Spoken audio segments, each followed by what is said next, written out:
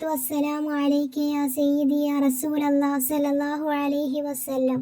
മുഹബ്ബീങ്ങളെ, ഇന്ന് ഞാൻ പറയുന്നത് സുബ്ഹി നിസ്കരിച്ചാൽ ലഭിക്കുന്ന 10 ഗുണങ്ങളെ പറ്റിയാണ്. ഇൻഷാ അല്ലാഹ് ഇന്ന് ഞാൻ പറയാനായിട്ട് പോകുന്നത്. ആ 10 ഗുണങ്ങളും നാം മനസ്സിലാക്കുക, സുബ്ഹി നിസ്കരിക്കുക. ഇൻഷാ അല്ലാഹ് അല്ലാഹു സുബ്ഹാനഹു വ തആല തൗഫീഖ് നൽകി അനുഗ്രഹിക്കട്ടെ. ആമീൻ യാ റബ്ബൽ ആലമീൻ. സുബ്ഹി നിസ്കരിച്ചാൽ ലഭിക്കുന്ന 10 ഗുണങ്ങളിൽ ഒന്നാമത്തെ ഗുണം എന്ന് പറഞ്ഞാൽ, ആരെങ്കിലും സുബ്ഹി നിസ്കരിച്ചാൽ അവൻ അള്ളാഹുവിൻ്റെ ഉത്തരവാദിത്വത്തിലാണ്. പിറ്റേ ദിവസം സുബ്ഹി വരെയും അവൻ്റെ കാര്യങ്ങൾ പടച്ച റബ്ബ് ഏറ്റെടുത്തിരിക്കുകയാണ്. അള്ളാഹു ഉത്തരവാദിത്വം ഏറ്റെടുത്താൽ പിന്നെ അവൻ രക്ഷപ്പെട്ടു മുഹിബീങ്ങളെ. ഇൻഷാ അല്ലാഹ്. രണ്ടാമത്തത്, സുബ്ഹി ആരെങ്കിലും ജമാഅത്തായി നിസ്കരിച്ചാൽ രാത്രി മുഴുവനും നിന്ന് നിസ്കരിച്ചവൻ്റെ പ്രതിഫലമാണെന്ന് ഉസ്മാൻ ഇബ്നു അഫ്ഫാൻ റളിയല്ലാഹു അൻഹു പറയുന്നുണ്ട്, മുത്തുനബി തങ്ങൾ പറഞ്ഞതായിട്ട്. മൂന്നാമത്തത്, മുനാഫിക്കാവുകയില്ല എന്നതാണ്.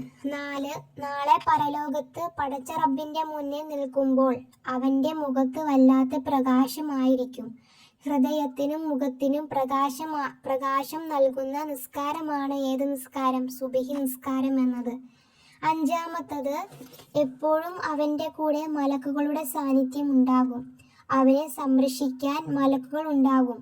മലക്കുകൾ ഏറ്റെടുക്കുമെന്ന് മുത്ത് മുസ്തഫ സല്ലല്ലാഹു അലൈഹി വസല്ലമ തങ്ങൾ നമ്മെ പഠിപ്പിക്കുകയാണ്. ആറാമത്തത്, കൃത്യമായി സുബ്ഹി നിസ്കരിക്കുന്നവൻ അവൻ ഹജ്ജിൻ്റെയും ഉംറയുടെയും പ്രതിഫലമാണ് അവൻക്ക് ലഭിക്കുന്നത്. ഓരോ ദിവസം സുബ്ഹി നിസ്കരിക്കുമ്പോഴും അവൻ ഹജ്ജിൻ്റെയും ഉംറയുടെയും പ്രതിഫലമാണ് അവൻക്ക് കിട്ടുന്നത്. ഏഴാമത്തത്, സുബ്ഹി നിസ്കാരത്തിന് പകരമായിട്ട് ദുനിയാവിൽ എന്ത് തന്നാലും സുബ്ഹി നിസ്കാരത്തിന് പകരമാവുകയില്ല. അത്രത്തോളം മഹത്വമാണ് സുബ്ഹി നിസ്കാരത്തിനുള്ളത് എന്നത്. 8, നാളെ മീസാൻ എന്ന ത്രാസിൽ ഏറ്റവും ഭാരമേകുന്ന ഒന്നാണ് സുബ്ഹി നിസ്കാരം എന്നത്. 9, സിറാത്ത് കടക്കുന്നത് സ്വർഗത്തിലേക്കുള്ള പ്രവേശനമാണ്. 10, എളുപ്പമാക്കുന്നു നിസ്കാരം.